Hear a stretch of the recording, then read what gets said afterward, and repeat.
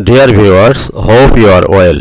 The NATO summit took place in Brussels on March 24, 2022 without any concrete decision against Russia. The NATO summit leaders' appearance show that they failed to take any concrete decision to revenge Russia from Ukraine war.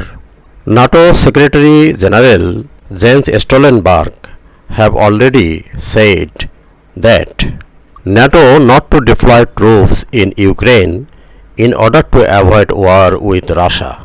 Answering a question about Poland's proposal to send a peacekeeping mission to Ukraine, Stoltenberg said, "We will not deploy troops on ground in Ukraine because the only way to do that is to be prepared to engage in a full conflict with Russian troops." On the other hand, Hungary dismisses Ukraine's call for arms supplies, refusal to import Russian gas. Hungarian government says it does not wish to risk the lives and security of the Hungarian people and does not wish to pay for war, GGR2 said on his Facebook page. He also said the security of Hungary and of the Hungarian people is of paramount importance to us.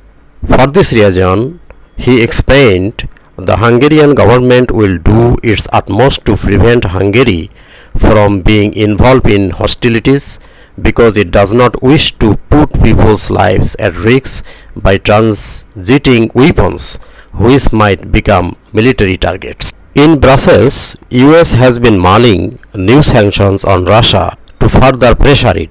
While the military alliance plans to boost military deployments in Eastern Europe, it also targeted China, an extraterritorial third party that has been calling for peaceful dialogue to de-escalate the situation and continued to distort its role, which some Chinese experts said would only fan the flames, resulting in a prolonged conflict and a growing humanitarian crisis that heavily weighs on Europe. US President Joe Biden was scheduled to address the NATO meeting, meet European leaders and further coordinate the stances of US allies to wrestle with Russia, particularly to reduce Europe's dependence on Russian energy as a major punishment.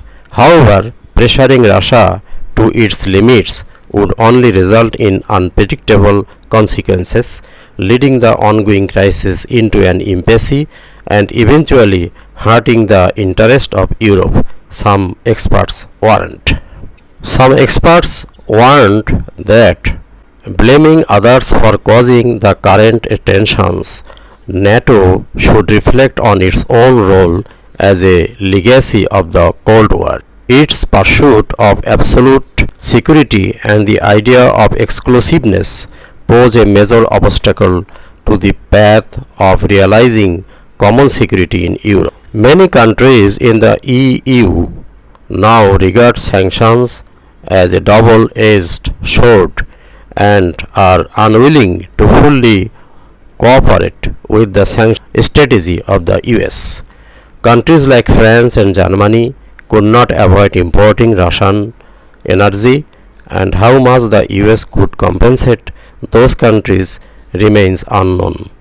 In response to the escalation of the US-led Western sanctions, Putin also reacted by demanding unfriendly countries pay for Russia's gas in rubles amid soaring gas prices. At the same time, Russian Deputy Ambassador to the United Nations, Dmitry Polyansky, said Russia retains the right to use nuclear weapons if the country is provoked by NATO, as the country faced the escalating rhetoric of the military bloc. The Chinese newspaper Global Times says that the US is shifting its focus to the Indo-Pacific and to China.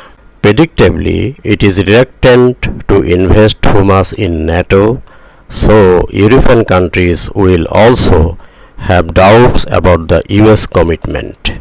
Because Stoltenberg told reporters ahead of the NATO summit that China has provided Russia with political support, including spreading blatant lies and disinformation, and allies are concerned that China could provide material support for Russian invasion. The Chinese Foreign Ministry spokesperson defied NATO's accusation against China on Thursday, saying that it's disinformation itself.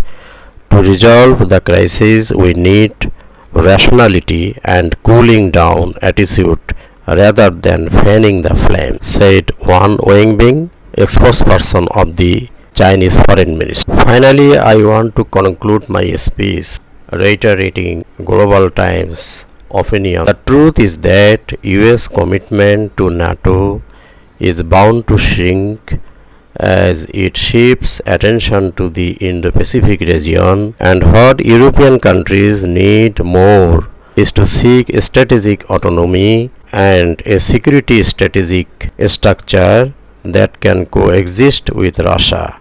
Thank you.